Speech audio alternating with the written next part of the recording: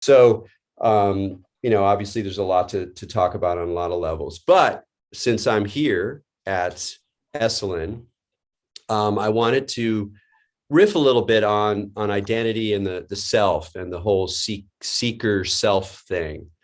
I've been listening to a really good podcast called Trickster about Carlos Castaneda, and they have three parts, and they kind of released the second part in the fall, and I hadn't listened to it, but I got to it, and it's pretty fair. Like it's certainly like showing all of his dark side, of which there was a considerable amount, but it's not just a reductive kind of like, oh, the guy's evil, or oh, he's manipulative, or oh, he's a sex maniac, and all the other things you can say. They're also giving room for the different kinds of experiences people had with him and whatever. But there was one episode that had a lot of people critiquing the 70s, 60s, 70s, the spiritual seeker movement, and they used the classic argument, narcissism, that people started to seek for themselves, and that there was going to be some secret that was going to transform them, or they were going to find the right practice or the right guru, and they were, then everything became all about them, and then this pulled away from social concerns, and it ends up being the kind of wellness, sort of narcissism of the self that we have today.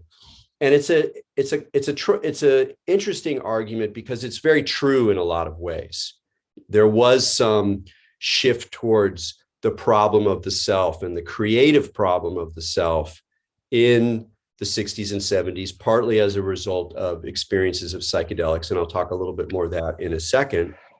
And it is the case that this set a lot of people off on a journey as they kind of, in Michael Taft's terms, deconstructed themselves, realized that the old narratives weren't working anymore. The old drives were things that they didn't even want, but then they're sort of loosed in this open-ended world that in many ways is kind of the first time that postmodernism happens, not as a aesthetic movement or a philosophical position, but as a kind of cultural experience where you're like, there's no dominant narrative. It could be this, it could be that. What is it? What if it's nothing? Where am I? This kind of existential drift that then was coupled with a lot of intense practice. So people are getting into their gurus and they're doing, therapy, hardcore encounter groups. They're doing primal scream therapy. They're going for it. They're not scared about trauma. That's one thing that's really important to understand.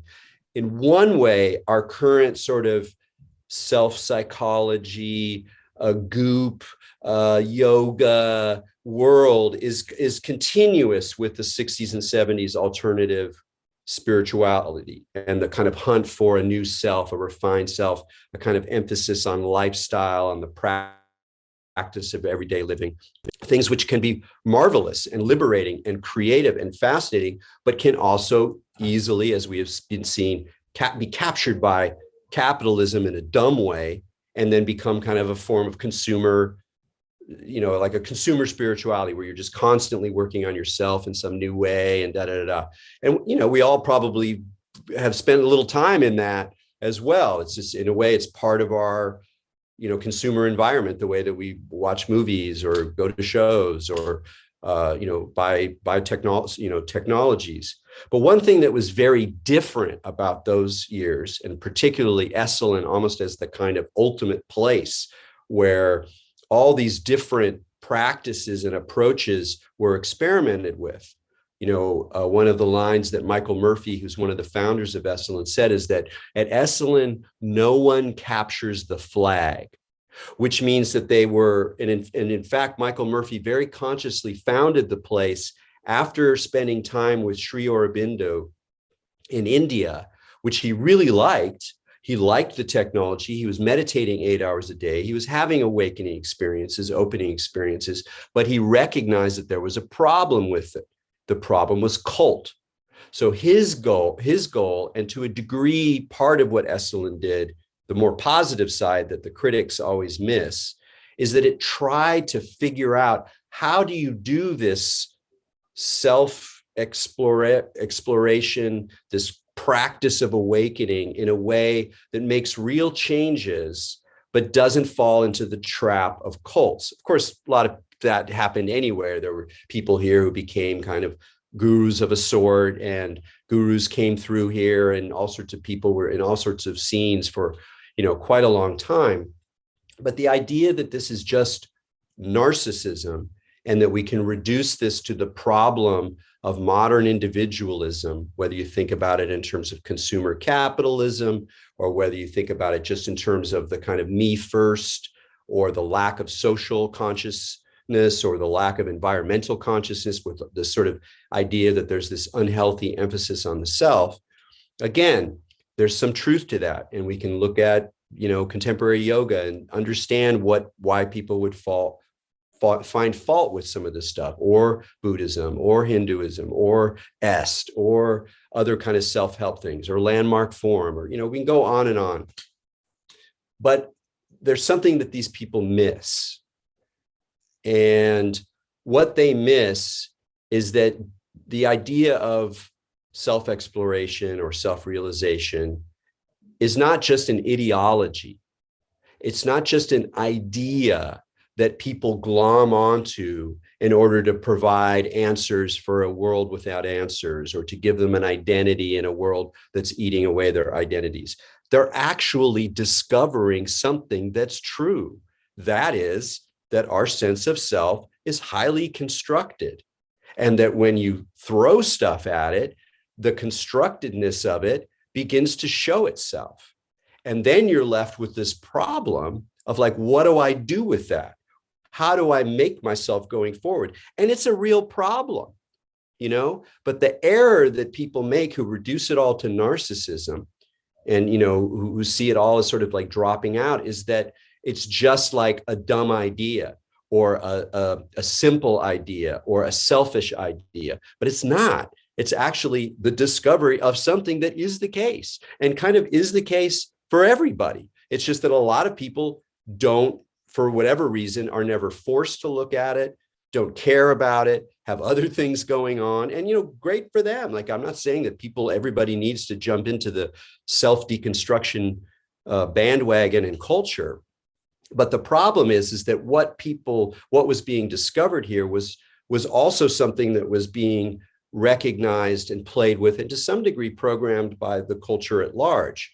If any of you have ever seen, kind of like my favorite form of, or one of my favorite sort of paranoid stories about the counterculture, is in Adam Curtis's documentary, The Century of the Self, which again is a very persuasively argued, over the top, a little bit paranoid in his style, a little bit fast and loose with the facts and how to think about history, but still a very persuasive argument that part of what the 20th century is about the powers that be starting to realize how is it that people construct their realities, how they begin to enter worlds of belief, how they begin to process ideas of who they are, and how then that process can be gamed through advertising, through propaganda, through, if you want to call it, mind control. And for Curtis, Esalen represents, in a way, just a petri dish for the problem of the self, and the sort of loosening of all of these practices that then lead, and he has the same kind of critique towards a certain kind of narcissism, as people are endlessly navel gazing, and they detach from sort of larger social conscience. And again, I think that's overstated, although it is a really important dimension to recognize. Now, obviously, psychedelics have a big role to play in all this, both in terms of what happens at Esalen and what they call the human potential movement. And you could even think of the human potential movement as sort of like, how do we take all these spiritual practices, strip the religion away, strip the guru-dom away, and approach it practically and particularly psychologically, whether that's sort of a Jungian emphasis on archetypes. And of course, Stan Grof spent most of the 70s here diving, into holotropic breath work. And a little bit on the side, I'm not going to say Grof was doing it, but certainly Esalen in the 70s was a very, very psychedelic place. And a lot of the kinds of practices and regimens and procedures that were embraced, whether Tai Chi or sex work or sensory deprivation or sensory enhancement or ecstatic dance and blah blah blah blah, all of that host of techniques that we associate with kind of the New Age or the human potential movement. All of that stuff was going on, but it was kind of fueled in a lot of ways by psychedelic insights. And certainly that was true for Dick Price, maybe less for Michael Murphy. He was never too positive about psychedelics. He thought it was sort of erratic. But for a lot of people, that's how they kind of confront this idea. It's like, oh my God, who am I? All of those identifications that I've had, I see now are like a mask or like a robot or like a doll or like evil programming or like a beautiful, costume that I can put aside. Suddenly here I am, some kind of I without any identification, and that can happen in psychedelics in ecstatic ways where you don't need that framework of the self anymore, where you're actually able to sort of be at one with the phenomena that's arising and there's no difference between you, or even if there is a difference, it's completely lucid and open and resonant and integrated. Or it can happen in a scarier form where like everything falls away and you're like, what is it? What is there a thing here? Is it anything at all? Is it just this blip of knowingness in a hall of mirrors? And both those sides are there and they're both valuable. And most people walk away with them with some greater suspicion that this self that we walk around with all the time is a little bit of a fiction. And so then it's this big question: what do we do with that understanding? How do we manage that process? Do we recoil from it because we can see its dangers? Do we dive in it like, pedal to the metal nihilists, like tear it all down? What if there's nothing left? Who cares? Let's just tear it all down. Or do you become creative, like poetic with it? Let's invent personas.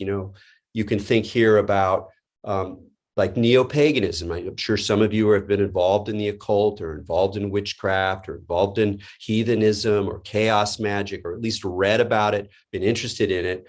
Well, what is that? That's a way of like using the imagination, using tradition, using ritual, using the kind of almost subconscious technology of ritual techniques in order to produce selves or selves that perceive in certain kinds of modes. There's this great emphasis on costume. If you go to a pagan gathering, everybody's wearing their fur and feathers, and they have alternate names, and maybe they, if you're super extreme, you speak in a different language, like the crazy Swedish Tolkien fans who speak in Elvish at psychedelic feasts in the forests in the summer, which is actually true. So there's this kind of willingness to play and invent identity, create avatars of the self. And that's a really big part of psychedelic culture. You see that back in the day, you see that in paganism, you see it in neo-tribal culture. And it's a lot of what people are doing, even unconsciously. They have a certain costume, different way of being, they leave their normal life at home, and they become this kind of psychedelicized identity. So that's sort of like a creative response to the problem. Or you have something like est, or in more contemporary terms, landmark forum, or these kind of hard-edged self-help technologies. And those things all start with like tearing you down, because you got to get you out of the way for some new programming to come in. And of course, that some of that new programming might not be so groovy. In fact, some of it's not groovy at all. And then you get into cults. So what's happening with cults when you're brought into a cult, you're love bombed, your information to the outside world is restricted. You are encouraged to disconnect with your family. And by the way, Castaneda did this with his inner circle, not too many people, but his inner circle. He did this they got new names. He'd give them some kind of identity about their background that was different than reality. They were encouraged to break off with their families, to burn all their photographs, to transcend their personal history. So these are all these sort of aggressive kind of 70s ways of breaking down the existing persona so that something else can happen. And in the 70s, 60s and 70s, and this is a point that I was going to make before, but I never quite got to it. One of the big differences between now and then is that in the 70s, they were fine with trauma. Let's do it. They didn't call it trauma, of course, but they were okay with like big, gnarly experiences that shattered your personality, whether it was huge doses of LSD, the terrors of, encounter groups, primal screaming, Dionysian, over the top, anyway, that sort of intensity, that Dionysian intensity we associate with those years reflected a kind of, frankly, sort of beautifully naive hope that the goal was to break down the socially programmed personality that this crappy society that's at war and is materialist and poisoning the environment, everything we see today, that is programmed you with, it's programmed yourself. So you got to get out of it. And you get out of it by having a Gnostic experience that recognizes that that's an illusion and that the world is free or the world is open or that there are other games to play. That was a big metaphor in the 60s, games. You play different games. Don't play the games that you were taught as a youth, play new ones. So then you have this sort of hope that if you break it all open, you're going to naturally, spontaneously find the child within, the spiritual, core, the pearl, whatever it was. And unfortunately, that doesn't work out for most of us. That actually doesn't work very well. And a lot of people got damaged from that. And even the ones who didn't get damaged, they found that it actually opens up a lot of questions. And one point that I have to say that one of these actually was John Horgan, who's a wonderful writer for Scientific American, who's very, pro-science, but he also has a good feel for mysticism. He's taken psychedelics. He hung out with Terence McKenna. He wrote a great book called Rational Mysticism. And he's got some really good arguments. And one of his arguments was that the problem with this era was that people would get the mystical experience, but they'd kind of come out of it in two ways. One, they'd come out as sort of humble before the great mystery, a sense of our interconnection, the interconnection of people with animals, with places, a kind of compassionate reaction to the recognition that we're all kind of connected in some way. And when people suffer, I suffer, that kind of thing. Or frankly, just as likely, a kind of nihilism. Maybe it's a exuberant nihilism, not like a nasty nihilism, but it's like there's no meaning, kids. We're just making it up as we go along. So I might as well have a good time. I might as well ride it out. I might as well make a fun scene happen. And that could be positive. There's some there's certain kinds of creative nihilists that I really am exuberant about, but it also obviously has a real dark side. So all this is a way of saying that to just describe this whole process as the rise of narcissism does allow us to gives us a certain easy critique that we can roll out today vis-a-vis, hipsters and Insta witches and, yogis and goopsters and all that kind of stuff. It's like right there, very easy to handle. But what it unfortunately does is it in a way absolves the critic of the responsibility of saying, yeah, what do we do about the fact that we are constructed? Like, no. We are constructed. No. It's not like, well, that's just an ideology and No, it's true. It's just, there's no answer to it. What do we do with it? And so I think part of what, we're doing, what I'm doing, what Katie's doing, what Taft is doing is like, how do you do this so that it's kind of radical, but it's also like being very aware of how things go south, and they go south, whether you're believing in supernatural reality or whether you're believing in self-help secularism.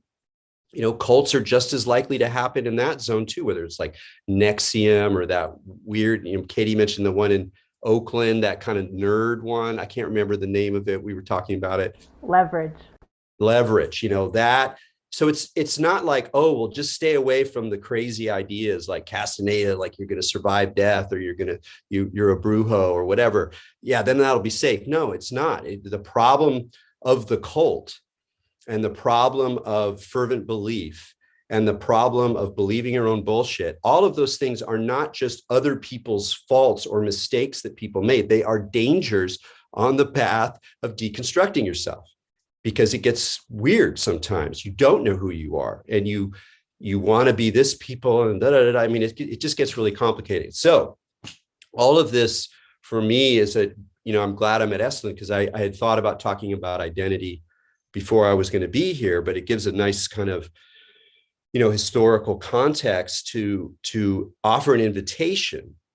And I think it's something that we don't, again, hear as much about as we could inside, particularly in meditation, where you're kind of taught more of a sort of dry style of deconstructing the self, of doing it particularly through thought, like learning how to see through thought, let thought go, not follow thought. And of course, thought is the main way where we sort of perform our personality.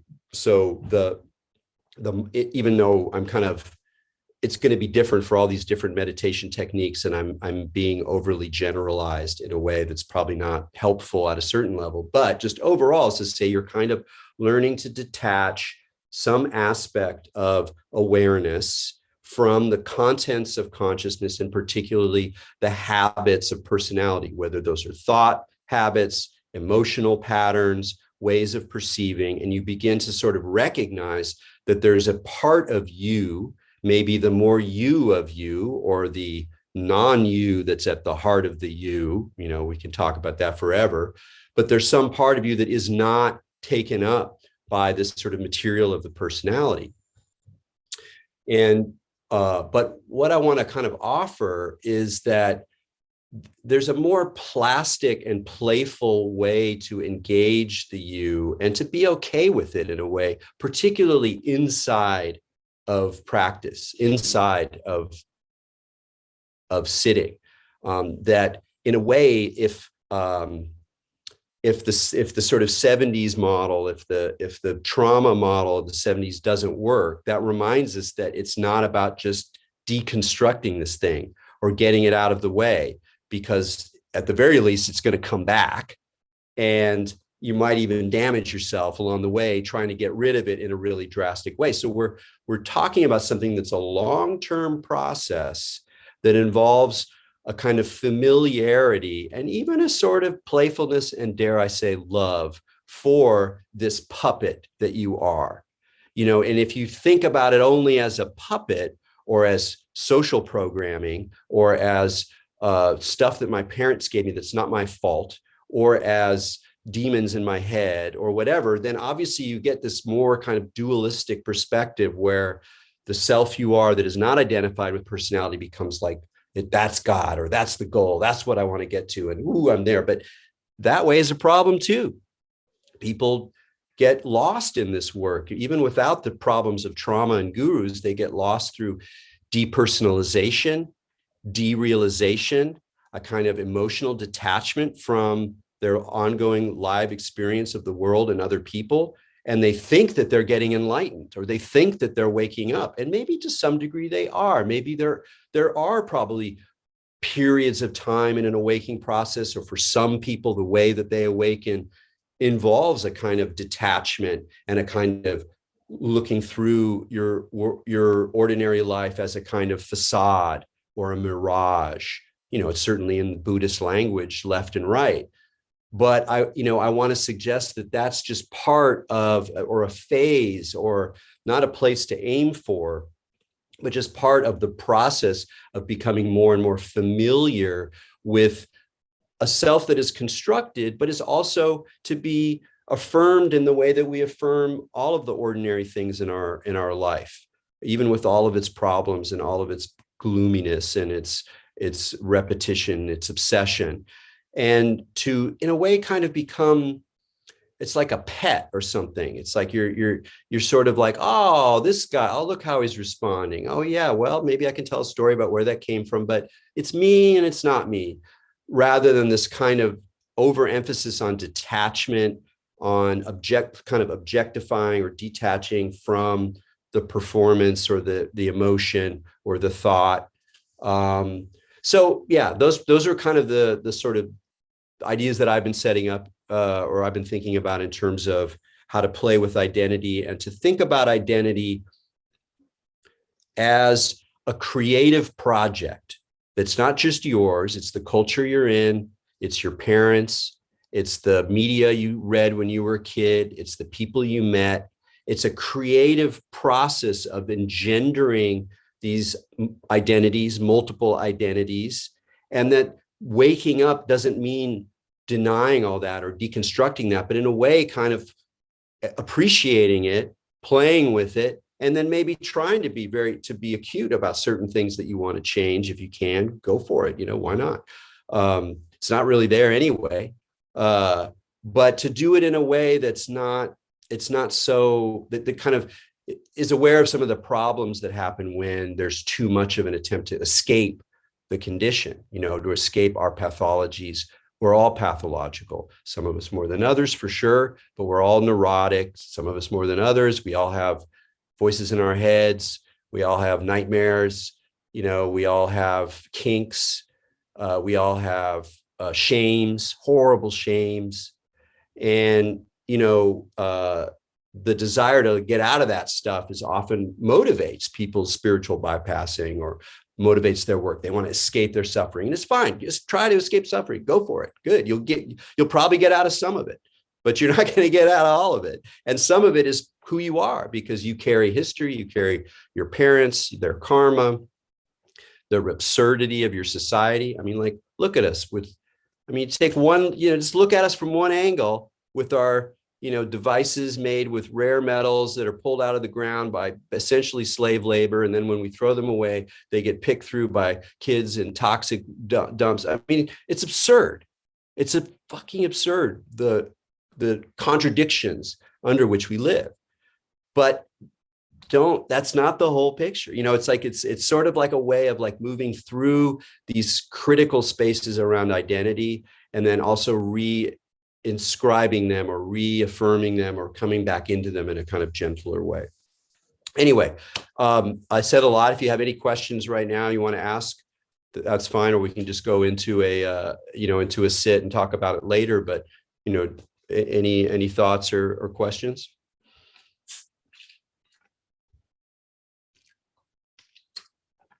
All righty then. Yeah, so let's sit. Turn off your camera if that helps, or get a nice situation for your body. I need this too. I didn't sit today, so this is good.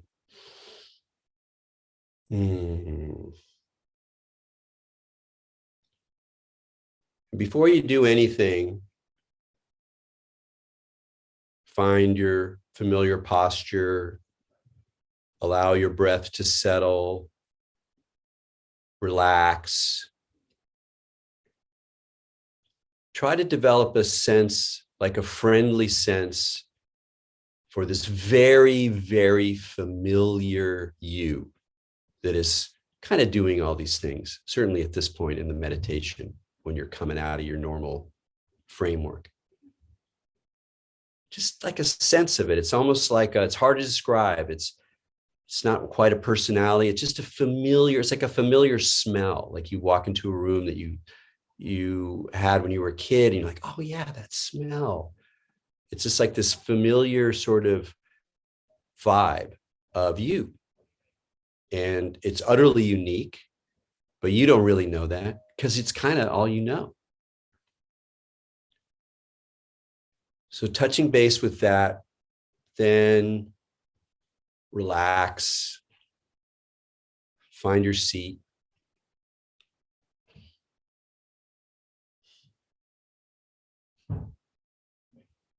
Breathe in whatever way allows you to relax with a sense of clarity, not to get sleepy, but to allow the tensions and scattered thoughts to settle.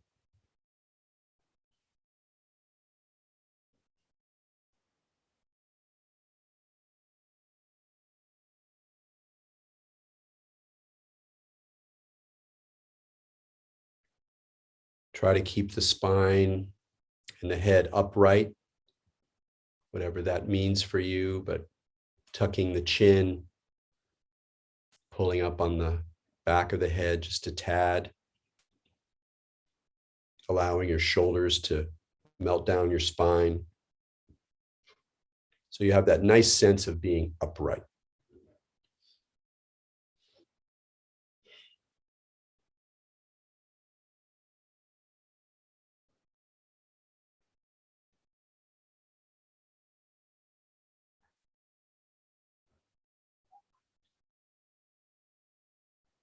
And so let's start with a little bit of self-reflection. Just ask yourself, what does it feel like to be me right now? You can use your name, that might help a little bit.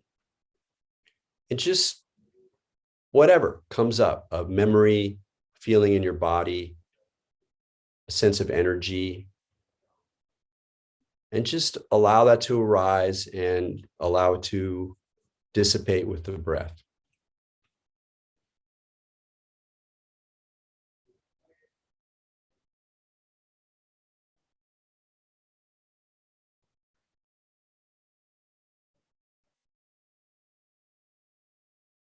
It's fine for thoughts to arise, but I'm really interested in the sense of self behind the thoughts. So in a way, you're being invited to kind of peel away the onion. We'll stay here for a little while doing this kind of process where whatever comes up, allow it to fall away, and then see what's familiar here still. What's something I know so well, I almost can't see it or recognize it. A kind of emotional character. Maybe there's often like a little bit of anxiety or a little bit of humor or a kind of goofiness or obsessiveness, some slight energetic trace that is one of the ways you know you. So let's try this for a spell.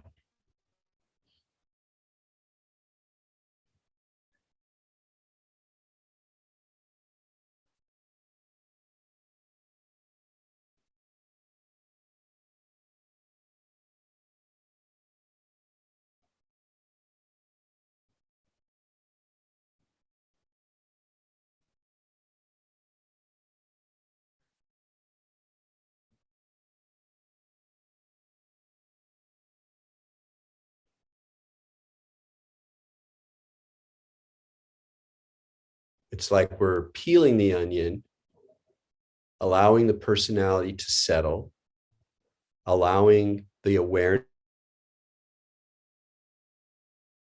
that is not personality.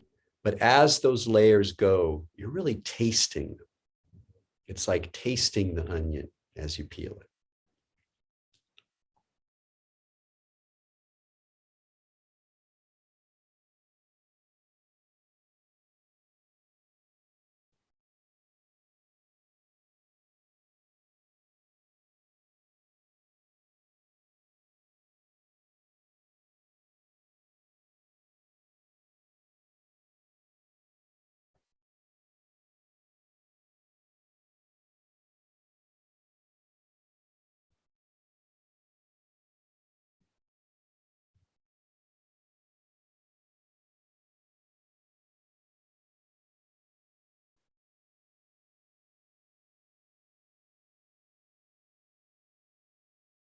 As thoughts and feelings arise,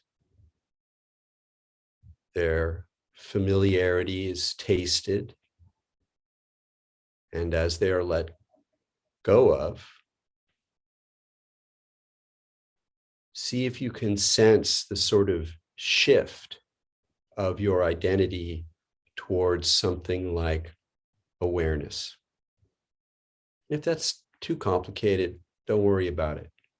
Just stay with whatever is arising. Try to catch the self or the personality that is embedded in it.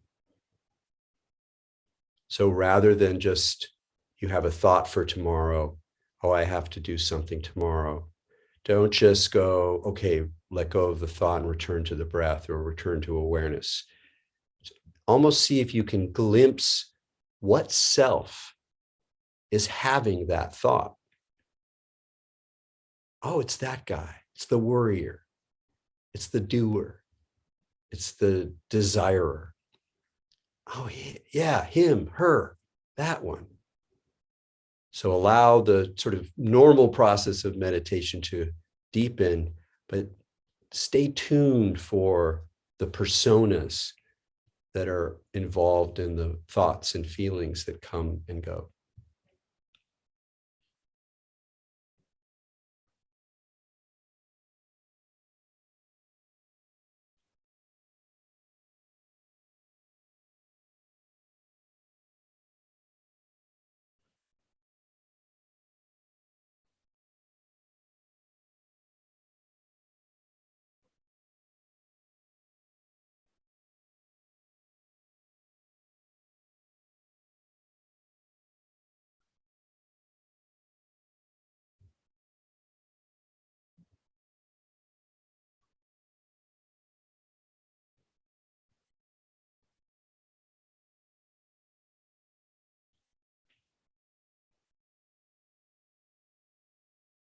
Now, depending on where you are in the meditation and how collected and settled your awareness becomes, you can begin to sort of do the same persona investigation on awareness itself.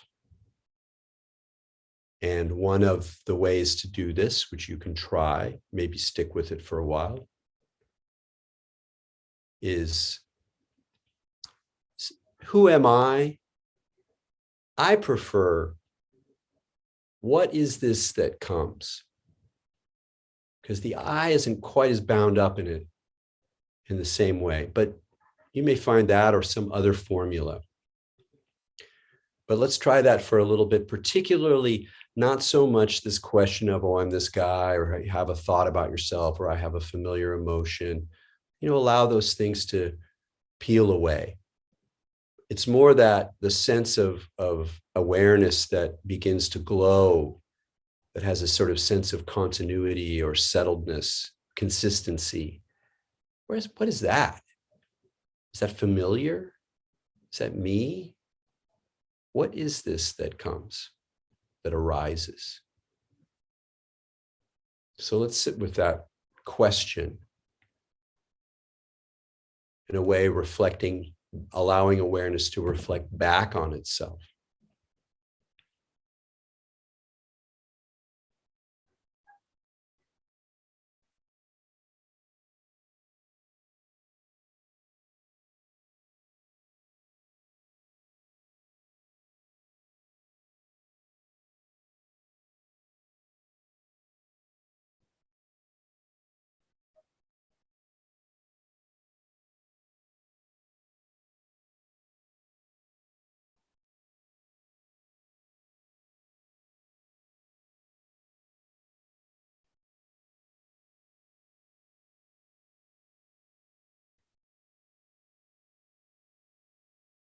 Sometimes as meditation deepens, we find ourselves in more unusual places, unusual calm, unusual clarity. But see, is there something familiar here? It certainly feels like, well, maybe not my ordinary me. And don't chase away that sense of identity. Actually kind of enjoy it, or see what it feels like. See if it recalls anything. You're not supposed to dredge up thought in meditation, but here I'm particularly inviting you to allow memories or a sense of self, particularly a very introspective or subtle sense of self, maybe something about your aloneness, something about your childhood, something about dreams you've had, experiences, unusual experiences. Don't go searching for them, but allow them to arise if they will, and say hello.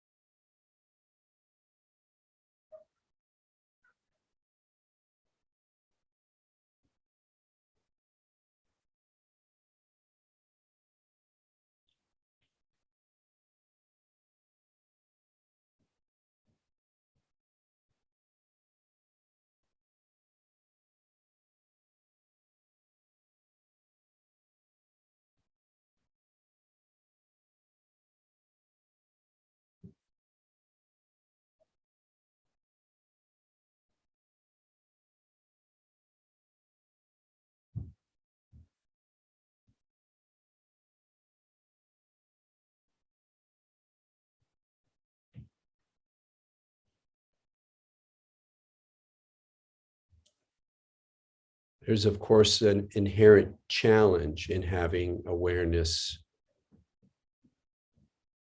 look at itself.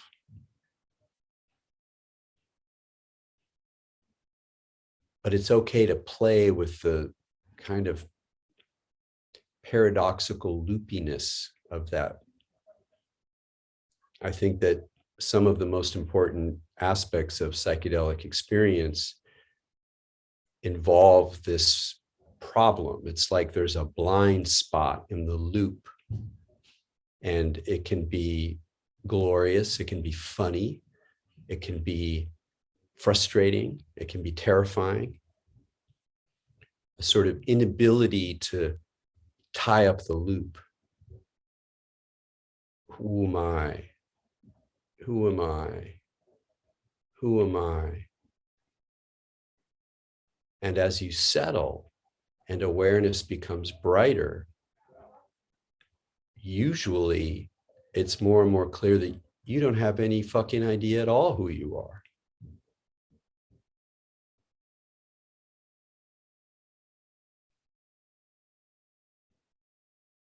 And in the ritual context of meditation or journeying, that can be okay. It is okay.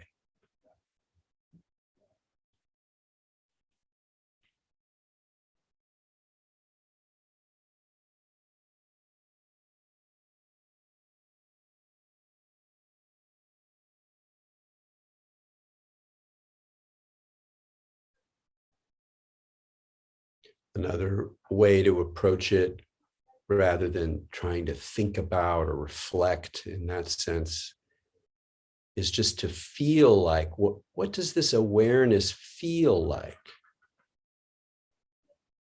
Does it have an emotional timbre or tone? Is it a human emotion? Does it feel a little odd?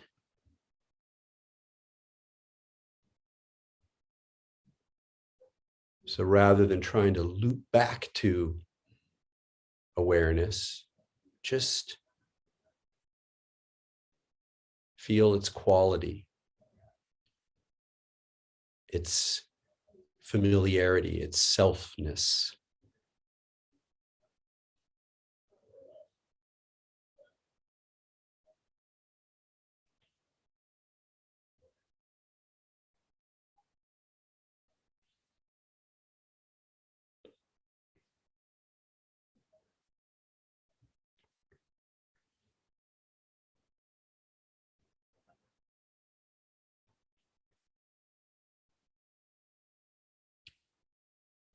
If this can feel a little disembodied or disruptive even, there's another sort of invitation to ground it out. And that is to consciously draw up a memory of yourself when you were young. As young as it makes sense, but you want to call up a self that you remember as you. Some of our earliest memories, we remember the impressions, we remember maybe the sensations. They're probably half invented by now anyway, but there's not always the sense that, oh, it's me there. But there's probably somewhere in your adolescence, pre-adolescence, where you can go back and go, yeah, I'm still kind of that person. And so allow yourself to find one that's very evocative of your emotional state or your sense of your body or of your you-ness. And just invite that in. Don't identify with it, disidentify, just invite it in. And again, like, what is familiar? What is that quality, those feelings, those associations that make this strange imaginal construct of a memory 20, 30, 40 years ago? What gives it that sense of familiarity, that sense of, yes, me? So play with that.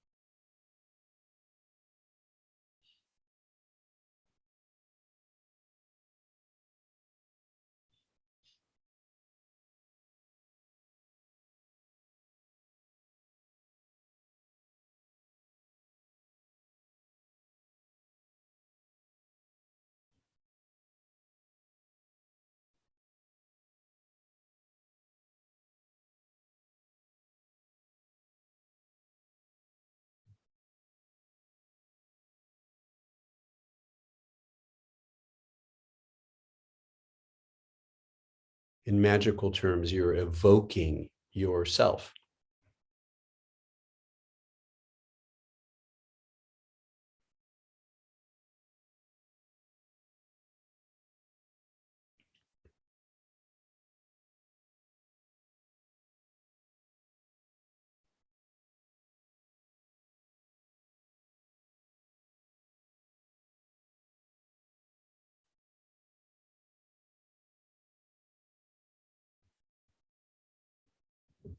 And at some point in your own practice, you may want to really drill down on these associations and evocations and identifications, deconstruct them, see their emptiness.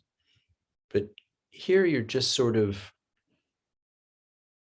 recognizing them, enjoying them, seeing them. And all the while there is that the drive of that loop of who is witnessing this or who is doing this. What is that? And it's a mystery. It's a crack. You can't fill it up. You're never going to get it. You're never going to put your finger on it. You aren't there to put your finger on it. But in the midst of that, there's so much richness.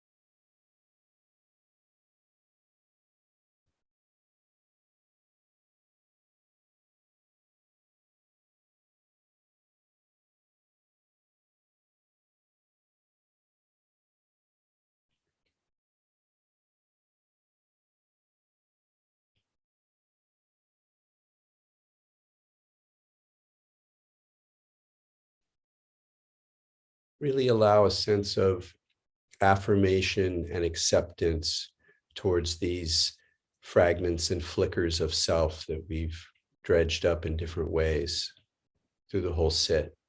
If anything comes back to you, but really, as much as you can, generate a sense of compassion and warmth and hopefully some humor about this selfness that ghosts are awakening, that is not separate from our awakening.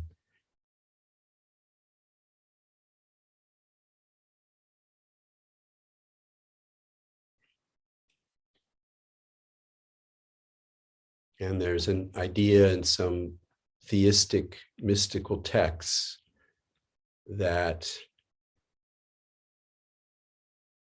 the eye that is looking for God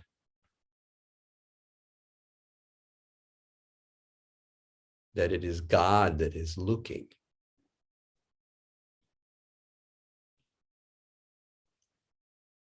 And just for a moment, allow yourself to inhabit, to be the mind that is looking through your mind, the awareness that is looking through your awareness. Just a flash, just a flicker.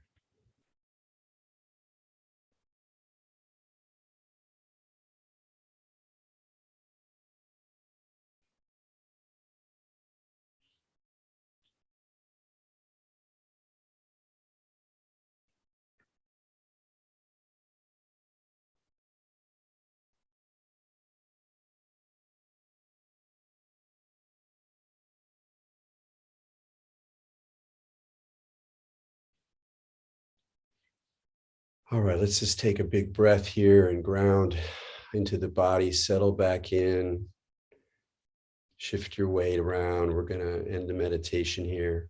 I don't have a gong, so